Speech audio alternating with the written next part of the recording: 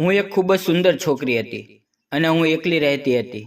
એક દિવસ 15 વર્ષનો છોકરો મારી પાસે આવ્યો અને મારી પાસે એવી ઈચ્છા વ્યક્ત કરી જે સાંભળીને મારી જાન નીકળી ગઈ.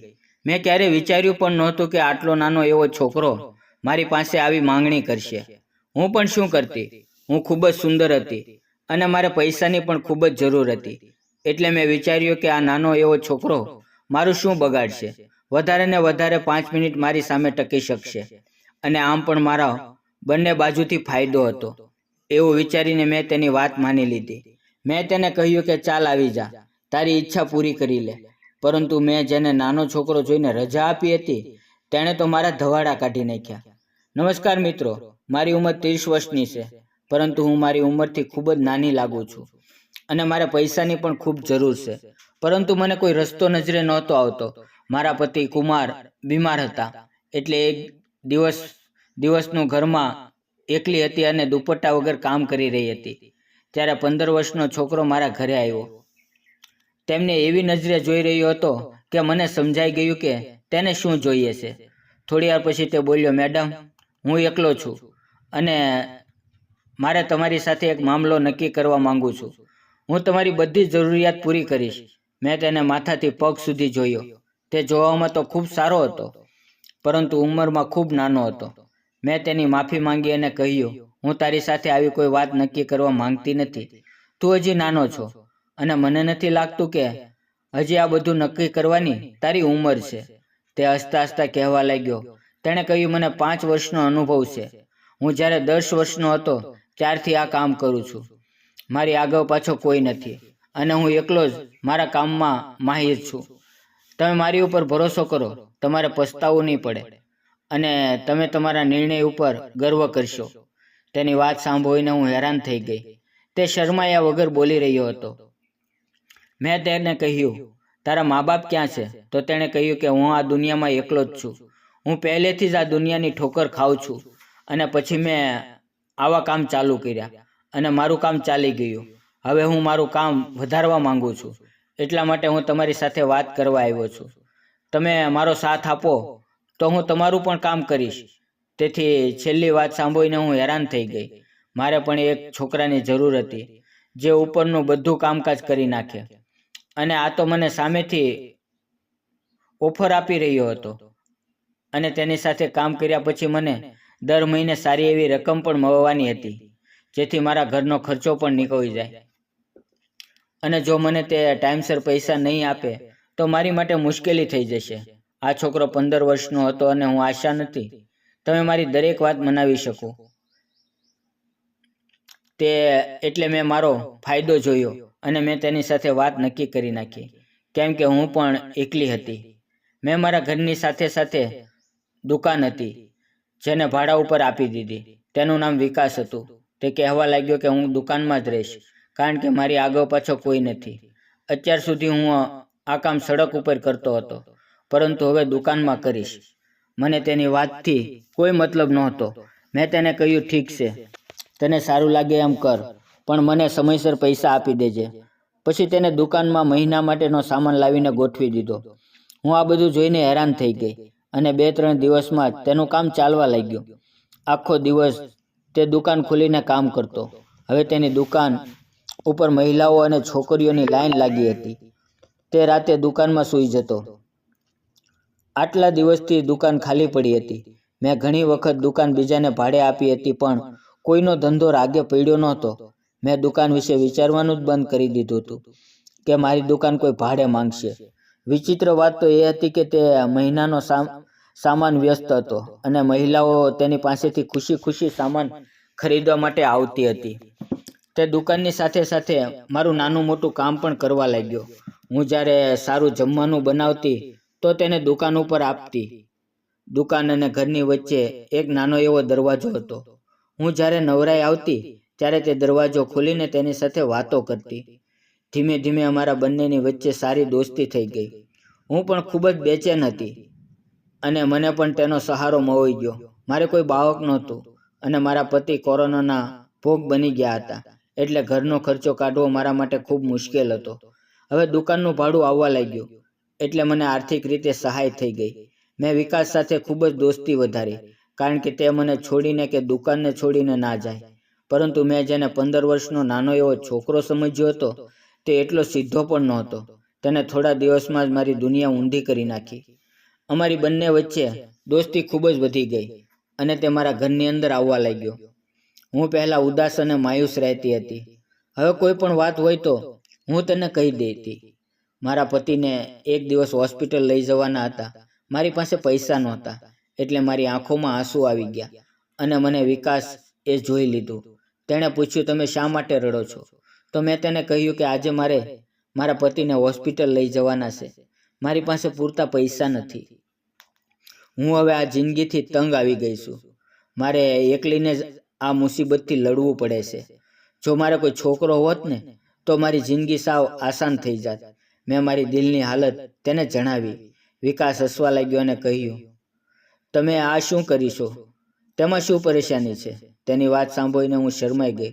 હું તેને કેમ બતાવું કે મારા પતિ બીમાર છે અને તે તેને કાબિલ નથી કે તે મહેનત કરીને બચ્ચું પેદા કરી શકે. જ્યારે મારા લગ્ન થયા ત્યારે થોડાક વર્ષ સુધી મારા પતિ નહોતા ચાહતા કે આ સમયે તે છોકરાઓની ઝંઝટમાં પડે, અને જ્યારે છોકરાઓની જરૂરિયાત મહેસૂસ થઈ તો મારા પતિ તેને કાબિલ રહ્યા નહોતા. અચાનક કોરોનાનો એટેક થયો અને તે બીમાર થઈ ગયા. હું મજબૂરીમાં નિખિલનો સાથ નિભાવી રહી હતી અને તેની સિવાય મારી પાસે કોઈ રસ્તો નહોતો. વિકાસે કહ્યું, તમારે પરેશાન થવાની જરૂર નથી. હું તમારી સાથે છું. બધી જ તકલીફ જલ્દી પૂરી થઈ જશે. તેની વાત સાંભળીને હું હસવા લાગી. વિકાસ મોડી રાત સુધી મારા પતિની દેખભાળ કરતો અને તેની પાસે બેસીને તે વાતો કરતો. જ્યારે મને જોતા તો તે બંને ચૂપ થઈ જતા. વિકાસે મને વચન આપ્યું હતું કે તે મારી કમી દૂર કરશે. હું છોકરો જણવા માંગતી હતી. મારી જિંદગીમાં મને એક ઓલાદની કમી મહેસૂસ થતી હતી, પણ વિકાસ તેને કઈ રીતે પૂરી કરી શકે? આ વાતને થોડા દિવસો જતા રહ્યા. પછી મને મારી અંદર બદલાવ મહેસૂસ થવા લાગ્યો અને જ્યારે મારી તબિયત વધારે ખરાબ થઈ તો વિકાસે મને પૈસા આપ્યા અને કહ્યું, તમે ડૉક્ટરને બતાવી દો. હું ડૉક્ટર પાસે ગઈ અને ડૉક્ટરની વાત સાંભળીને હું આશ્ચર્યચકિત થઈ ગઈ. ડૉક્ટરે કહ્યું, હું પ્રેગ્નેન્ટ છું. મારી ઉપર પહાડ તૂટી પડ્યો. આ કઈ રીતે શક્ય છે? મારા પતિમાં એટલી તાકાત નહોતી કે તે બાપ બની શકે, તો હું પ્રેગ્નેન્ટ કઈ રીતે થઈ? હું થરથર કાપવા લાગી. હું મારા હાથમાં રિપોર્ટ પકડીને ઘરે પાછી આવી. જ્યારે મેં વાત ડરતા મારા પતિને જણાવી તો મારા પતિ મુસ્કુરાઈને કહેવા લાગ્યા કે મને લાગે છે કે હું પણ આ કાબિલ થઈ ગયો છું કે એક બચ્ચાનો બાપ બની શકું. જો ઈશ્વરે આપણને આ સુખ આપ્યું છે તો તેને ખુશીથી સ્વીકાર કરીએ. પણ મને આ વાત ઉપર વિશ્વાસ આવતો નહોતો. મને મારા પતિની હાલતમાં કોઈ બદલાવ નજર આવી રહ્યો નહોતો. પછી આ કઈ રીતે શક્ય બન્યું? પછી મેં પણ આ વાતને કબૂલ કરી લીધી. હું મારો પોતાનો ખ્યાલ રાખવા લાગી. વિકાસને પણ આ વાતની જાણ થઈ ગઈ. તે પણ ખૂબ ખુશ થઈ ગયો. હવે જ્યારે પણ તે દુકાનેથી નવરો પડતો તો ઘરે આવી જતો અને તે મારા પતિને નવરાવતો, જમાડતો અને તેની સંભાળ રાખતો. જેથી મારા પતિને સારવારની બધી જવાબદારી પોતે લઈ લીધી હતી, કારણ કે મારી હાલત હવે એવી નહોતી કે હું કોઈ બીજું કામ કરું. તે મારા પતિ સાથે ખૂબ મોડે સુધી બેસતો. તે મારી સાથે માટે ફ્રૂટ લાવતો, જ્યુસ લાવતો. તેની દુકાન પણ સારી ચાલતી હતી. આમ જ દિવસો ગુજરતા ગયા અને મારે 9 મહિના પૂરા થયા અને મેં ખૂબસૂરત બચ્ચાને જન્મ આપ્યો, જે મારી જેવો નહોતો મારા પતિ જેવો. પણ હેરાની ત્યારે થઈ જ્યારે તે બિલકુલ વિકાસ જેવો લાગતો હતો. જ્યારે મેં મારા છોકરાની શકલ જોઈ તો બિલકુલ વિકાસ જેવી લાગતી હતી. પણ વિકાસની વાત સાંભળીને હું તો હેરાન થઈ ગઈ. તે કહેવા લાગ્યો, તમે એ દિવસ રાત મારી શકલ જોઈ એટલે તમારું બચ્ચું પણ મારા જેવું લાગે છે. કહેવાય છે કે માં પ્રેગ્નન્ટના દિવસોમાં જેનો ચહેરો વધારે જોવે છે તેનું બચ્ચું તેવું થાય છે. હું તેની વાત સાંભળીને શરમાઈ ગઈ. હવે ખર્ચ પહેલાંથી પણ વધી ગયો હતો. વિકાસે મને હવે વધારે પૈસા આપવાના શરૂ કર્યા. તેણે છોકરાની બધી જવાબદારી પોતાની ઉપર ઉઠાવી લીધી. તે મારી અને મારા પતિની સેવા પણ કરતો. હું તેના નાના ભાઈની જેમ વિચારવા લાગી હતી. મારો બચ્ચું 6 મહિનાનું થયું અને મને ફરીથી ખબર પડી કે હું પ્રેગ્નેન્ટ છું. શું હું ફરીથી હેરાન થઈ ગઈ? આટલી જલ્દી બીજી વાર કઈ રીતે થઈ શકે? મારા લગ્નને 8 વર્ષ થઈ ગયા અને હું અત્યાર સુધીમાં ક્યારેય આ રીતે પ્રેગ્નન્ટ થઈ નથી. મને ડર લાગવા લાગ્યો. હું આટલી જલ્દી બીજા બચ્ચાની જિમ્મેદારી કઈ રીતે ઉપાડીશ? મારી વાત સાંભળીને તે મારા રૂમમાં આવી ગયો. તેની આંખોમાં આંસુ હતા અને તે કહેવા લાગ્યો, તમે મને ગેર સમજો છો? હું તો તમને પોતાના સમજુ છું. તમારી માટે હું બધું કરવા માટે તૈયાર છું. તમે ખર્ચની ચિંતા ન કરો. મારી દુકાનમાં ખૂબ જ નફો છે અને મારા નસીબને લીધે મને આ બધું મળ્યું છે. પરંતુ એક દિવસ હું મારા રૂમમાં સૂઈ રહી હતી ત્યારે અચાનક મારી આંખ ઉઘડી ગઈ અને મેં જોયું કે મોહલ્લાનો એક આદમી મારી ઉપર ઝૂકવા માટે ઊભો હતો. હું તેને જોઈને દંગ રહી ગઈ. હું જોરથી ચિલ્લાઈ. મારો અવાજ સાંભળીને વિકાસ દોડીને આવ્યો. તેને જોઈને તે આદમી બોલ્યો, વિકાસ, તે તો કહ્યું હતું ને તે ભાનમાં નથી અને હું આસાનીથી તેની સાથે બધું કરી શકીશ, પરંતુ આ તો જાગે છે. તે આદમીની વાત સાંભળીને મારા પગ નીચેથી જમીન સરકી ગઈ. વિકાસ ડરતા ડરતા મારી તરફ જોઈ રહ્યો હતો. મને કંઈ સમજમાં નહોતું આવતું કે આ બધું શું થઈ રહ્યું છે. તે આદમી વિકાસને ગાળી દેતો દેતો જતો રહ્યો અને વિકાસની સામે જોયું અને તેને પૂછ્યું, આ બધું શું છે? પહેલાં તો તે નીચે જોઈ ગયો અને પછી કહેવા લાગ્યો, મેં કાંઈ ખોટું નથી કર્યું. આ બધું કરવા માટે તમારા પતિએ મને રજા આપી હતી. હું રોજ રાતે તમારો વેપાર કરતો. હું તમારી માટે કોઈને કોઈ ગ્રાહક લાવતો અને તેની પાસેથી પૈસા લેતો અને પછી તે પૈસા તમારા લોકો ઉપર ખર્ચ કરી દેતો. તમારા ઘરની હાલતને જોઈને તમારા પતિ ખૂબ પરેશાન હતા.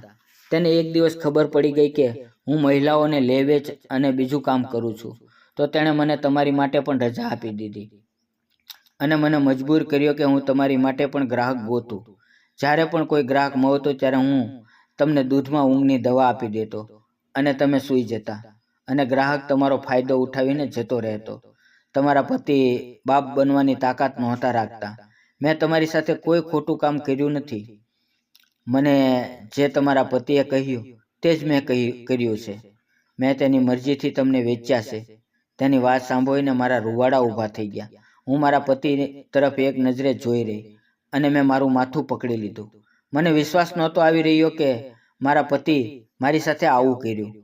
હું જોર જોરથી રોવા લાગી. મેં હાથ જોડીને કહ્યું, તું મારી જિંદગીમાંથી જતો રહે. અને મુશ્કેલીમાં તો જરૂર જીવતા હતા, પણ મારા પતિએ મારી ઇજ્જતનો વ્યાપાર ક્યારેય નહોતો કર્યો. એના દિલમાં તને જોઈને આ વિચાર આવ્યો. હવે મને સમજાયું કે તે મહિલાઓની ચીજો શા માટે દુકાનમાં રાખતો હતો. તું ત્યાં આવતી મહિલાઓની મજબૂરીનો ફાયદો ઉઠાવતો. મારા 2 બચ્ચા મારી સામે હતા, પણ તેનો બાપ કોણ છે તે મને ખબર નહોતી. મને મારી ઉપર ધિક્કાર આવી રહ્યો હતો કે હું કેટલી નાસમજ હતી. મારો ગુનેગાર ખાલી વિકાસ નહોતો, પરંતુ મારા પતિએ પણ તેને સાથ આપ્યો હતો. હું વિકાસને તો ઘરેથી કાઢી શકતી હતી, પરંતુ હું મારા પતિને કઈ રીતે બહાર કાઢું? વિકાસ દુકાન છોડીને ચાલ્યો ગયો. પછી મેં ત્યાં કટલેરીની દુકાન બનાવી અને સામાન વેચવા લાગી. મારા આ છોકરાઓના બાપ કોણ છે તેની મને ખબર નથી, પણ મેં તેને મારા પેટથી જાણ્યા છે, એટલે મને તે બચ્ચાઓ માટે મોહબ્બત ઓછી ન થઈ. મિત્રો, વિડીયો પસંદ આવે તો વિડીયોને લાઇક અને ચેનલને સબસ્ક્રાઈબ કરવાનું ભૂલતા નહીં. ફરી મળશું એક નવા વિડીયોમાં. ત્યાં સુધી આવજો. વિડીયો પૂરો જોવા બદલ આપ સૌ મિત્રોનો દિલથી ખૂબ ખૂબ ધન્યવાદ મિત્રો.